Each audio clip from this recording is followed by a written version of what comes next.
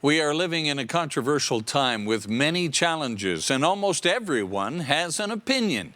But some people feel the days of being able to share opinions without anger or compassion are over.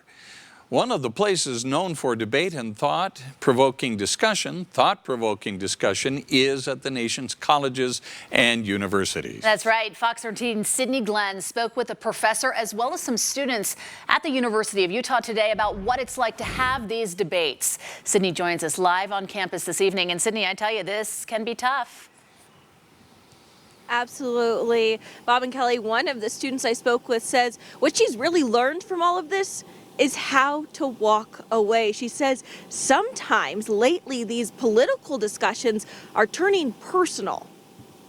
Not agreeing is not new. Our ancestors had trouble, and probably our descendants will too. Professor Darazotis says when there are a lot of obstacles happening in the world, some people's search for a simple answer can turn into them not listening to others. There's a tendency to blame others, and to believe kind of oversimplified explanations for why the world is the way it is. College students are seeing this firsthand, both online and in person. Well, I do know that a lot of people can turn their passion about what they believe into aggression. If I'm in a Zoom call, if I'm talking to somebody face to face, I have a lot more of a productive conversation. In the classroom, professors are working to find ways to foster healthy conversations on controversial topics. A lot of my professors have disabled the text chat in order to prevent people from getting on tangents and fighting in there. Freshman Katie Forth says political discussions shouldn't be about winning,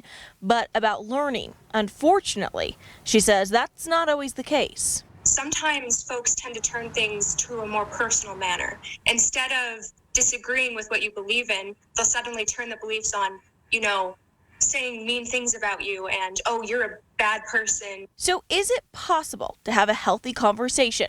Professor DeZoto says yes. Take a position of compassion. It's possible for two people to talk about anything, even if they strongly disagree. But it's also impossible for you to force me to be civil towards you, or for me to force you to be civil towards me.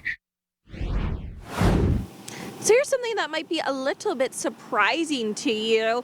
I asked Professor DeZotis, where should we go if you want to have these type of discussions? And he says you should actually start at home or with people you love, which I feel like we've always been kind of told not to do that, not at the dinner table, not at the Thanksgiving table.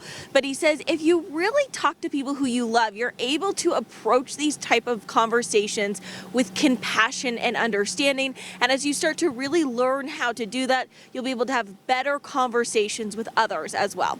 Live at the University of Utah, Sydney Glenn, Fox 13 News, Utah.